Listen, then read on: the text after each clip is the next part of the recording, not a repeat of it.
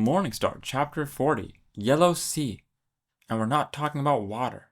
Y'all know that meme that people talk about in Lord of the Rings where he spends like 14,000 chapters talking about one tree? I felt like that when Pierce Brown was describing the desert that Darrow and Mustang and Severa and crew are in right now. Because just call it a dry, dusty desert and get on with it. Like I don't the rolling sands and the barren wasteland and all of this extra description stuff. I personally didn't need that, but that's just me. I probably would have been the person to complain about the tree in Lord of the Rings if I'd actually read Lord of the Rings as well. I also probably would have skipped those sections, knowing me. Anyways, we are here in this dry, arid desert where Darrow and the gang are waiting for Romulus, the Moon Lord. He changed their meeting spot last minute, and they were expecting to be in the tundra, not in the heat. So they're kind of sweating balls out here. Severo has more soup.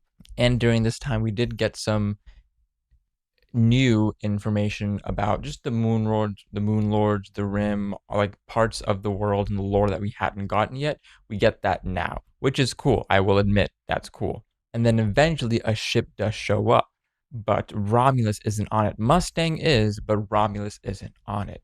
It's instead his sister Vela, who has invited Darrow and Mustang only to come to Romulus's estate. Everybody else just stay back because it's negotiation talks, it's peace talks. You don't want an army at your doorstep in peace talks. So they obviously think this is a trap or some sort of setup in any way. Like, how can it not be? But they don't really have a choice, right? They need the Moon Lord's assistance in order to defeat Rogue. So they kind of do have to play to their game a little bit at least.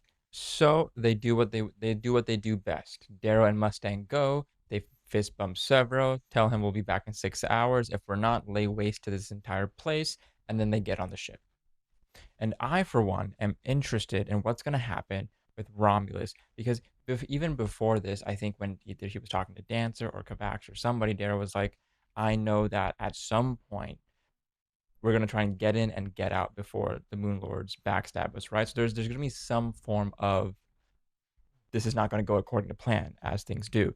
And so I'm curious to see if things go according to plan, even at the estate.